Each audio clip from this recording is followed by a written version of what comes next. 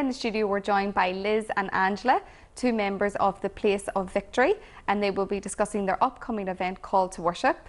Thank you very much for joining us in the studio today. So first of all, Angela, if you want to tell us more about Place of Victory. Sure. Well, Place of Victory is a church based in the city centre, or Emilia Street, and we would be what you would describe as a cross-community church. So we would have people from various backgrounds, both from Northern Ireland and from abroad, so people spanning sort of the African, Asian continents, from Europe, various parts of Europe as well, people from both the north and south of Ireland, and we would also have people from both Protestant and Catholic backgrounds. Your upcoming event is taking place on Friday the 30th of October, and the name of that event is Call to Worship. Can you tell us more about what's happening? Sure. So Call to Worship is an annual event. This is the 8th year that we're running it, and it's basically it's a continuous time of worship.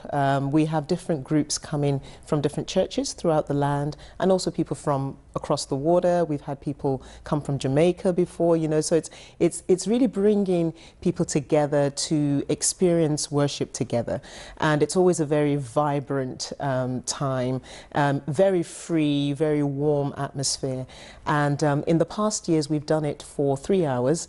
This year we're going to 24 hours, which is a big jump, and the format basically is that different groups who would, you know, play music and worship in very different styles will take a session each, maybe typically an hour each, and they would lead whoever's there for that period, and then we move on to the next group, and so there's that continuous flow, and so it's pretty exciting. And what sort of performances or events can people look forward to at the event? Yeah, so we have some groups who would be very sort of rock based in their type of music. So the sort of heavy guitars and bass and all that sort of stuff, there'll be that.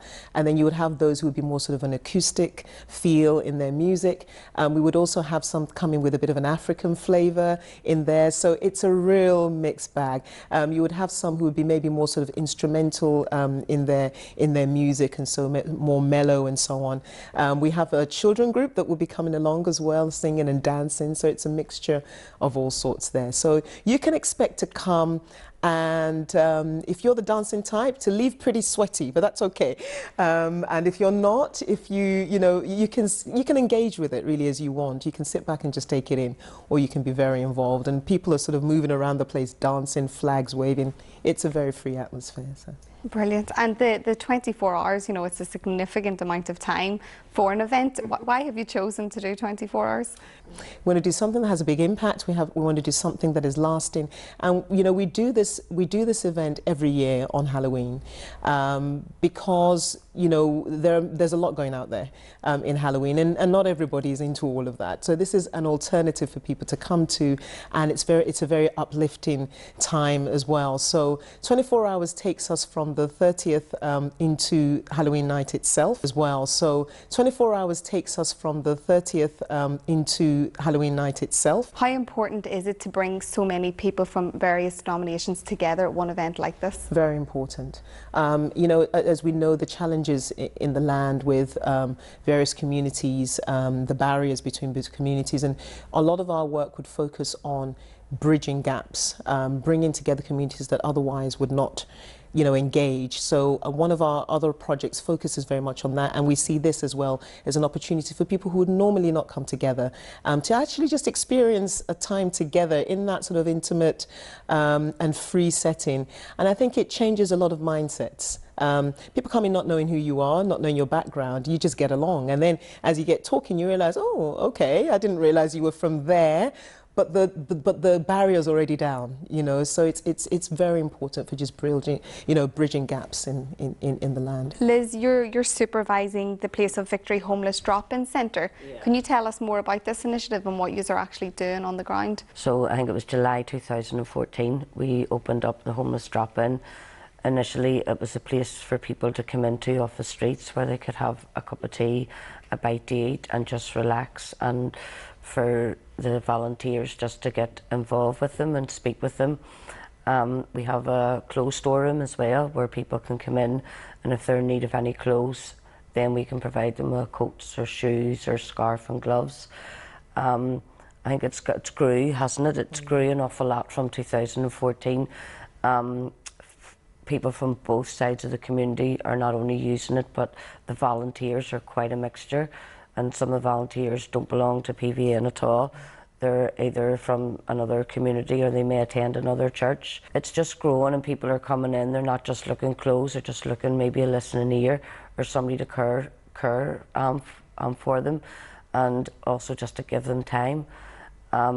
They also have the opportunity of getting advice or guidance if they have a housing issue, or if they're worried about their benefits. There's always somebody there that can guide them and support them.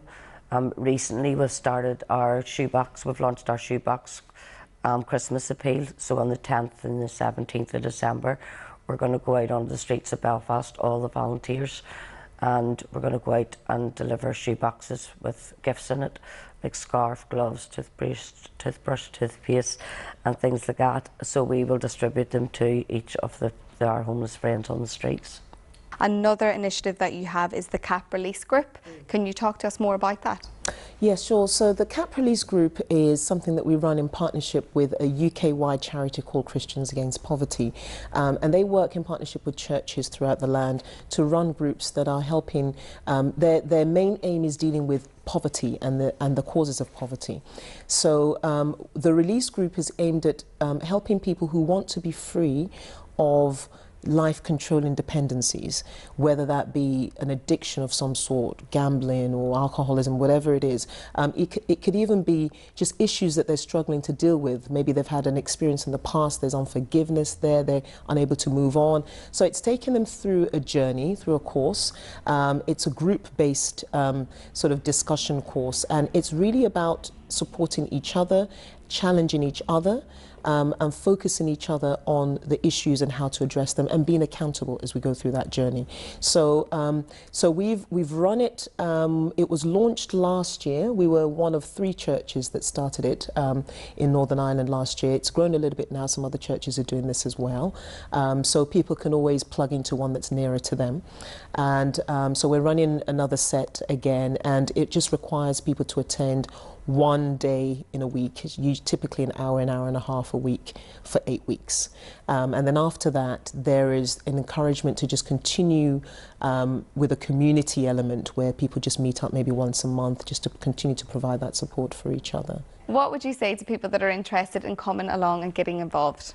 I would really encourage people to come along and get involved, because it's really rewarding. It's a really rewarding role to get involved in, and if anybody could help out in any small way, even if it's just attending the drop-in, or even wants to come along and maybe have any ideas for fundraising, anything like that, just to contact the PVN Church and we can let them know more information about it. It sounds like the event will be very, very entertaining, but what impact are you hoping to have by actually hosting this event? Well, what we're hoping is a greater working together. Obviously, we're a church, and the event is I suppose what you would call it's a spiritual experience. We're hoping for greater working together in collaboration among churches throughout the land. And we're also hoping that somebody who comes off the street who may not, have any faith or may not be of the Christian faith, and we have people coming from all sorts of backgrounds just for the music, that they come and they leave uplifted. They leave with a positive message. They leave with hope. For the future, for Northern Ireland and for themselves. And at the event we would also have people available who would be there to talk to people if anybody wants to talk, anybody wants to share anything, anybody need a bit of advice or just support. There's that available as well. So it's a very holistic event, and yeah, so we're hoping that the impact is sort of breaking down barriers, throughout the city and just building a greater working together among communities. So for those that are interested in coming along, if you just want to tell them, when the event's taking place, where they can get more information. Sure. So the event kicks off on Friday the 30th at 10 p.m. And that's taking place at 2 Amelia Street, which is the building that the church is based in. That's just opposite the road from Europa Hotel, so it's pretty easy to find. And then it goes all the way through until 6 p.m. on Saturday. Now from 6 p.m. on Saturday we switch to the Europa Hotel. So from 6 p.m. to 10 p.m. on Saturday the grand finale will be at the Europa Hotel at exhibition centre. It's a bigger space, that's why, and we know that those hours will be, you know, the busiest hours. So if you want to come, it's a free event, and you can bring as many people as you want. You can come for as long as you want. You can dip in and out throughout that period.